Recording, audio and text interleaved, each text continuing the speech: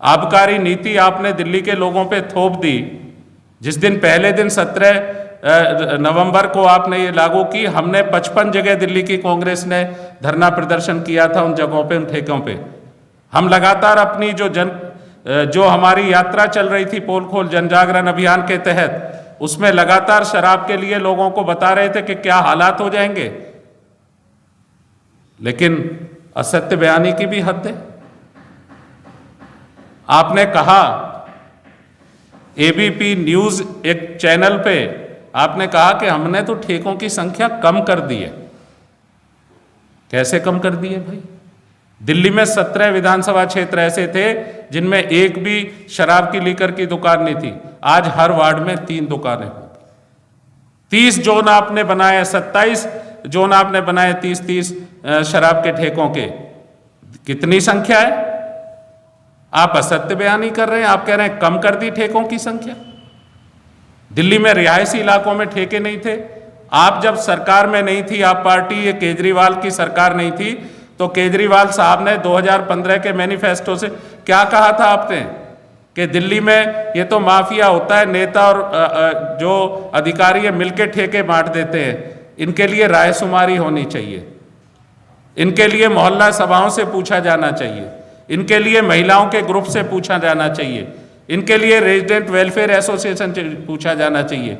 दिल्ली की कांग्रेस आपसे ये पूछना चाहती है श्रीमान जी, क्या दिल्ली में किसी एक आरडब्ल्यूए ने भी आपको लिखित में ये कहा कि आप हमारे यहाँ रेजिडेंशियल एरिया में ठेका खोल लीजिए?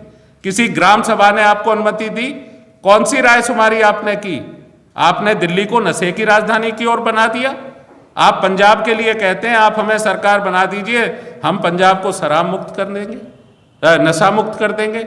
मैं पूछना चाहता हूं दिल्ली की इस सरकार से, माननीय मुख्यमंत्री जी, हम आपसे पूछना चाहते हैं, क्या शराब नशा नहीं है?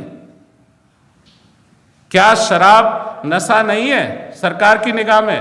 और अगर शराब नशा है तो दिल्ली को आप नशे की ओर धकेल रहे हैं और दूसरे राज्यों में जाकर, प्रांतों में जाकर आप पॉपुलिस्टिक बातें करते हैं, झूठे जुमले और वायदे छोड़ते हैं कि 4 महीने में हम पंजाब को नशा मुक्त कर देंगे, और दिल्ली में आप उसके उलट आपकी आबकारी नीति है।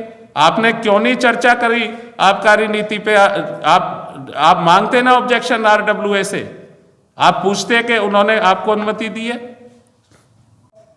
एक और बड़ी गंभीर बात आई है, इन्हीं के अपने बहुत वरिष्ठ नेता जो एक संवेदनशील कवि भी हैं इस देश के, जिन्होंने कई मुद्दों पर अपनी स्थिति स्पष्ट की, सरकार और पार्टी से अलग हटके, इनके पीएसी के पुराने मेंबर डॉक्टर कुमार विश्वास का ट्वीट कल आपने देखा होगा।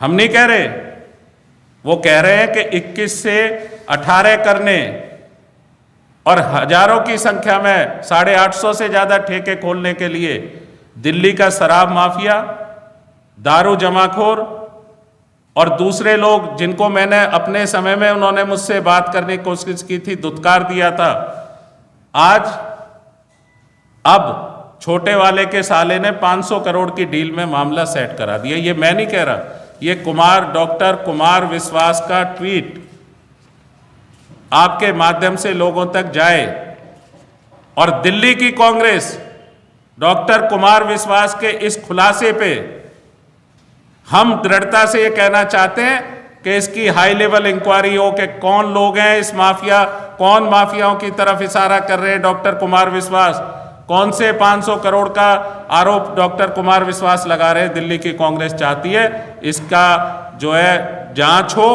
उच्च स्तरीय जांच हो कि कौन लोग इसके पीछे जिम्मेदार हैं।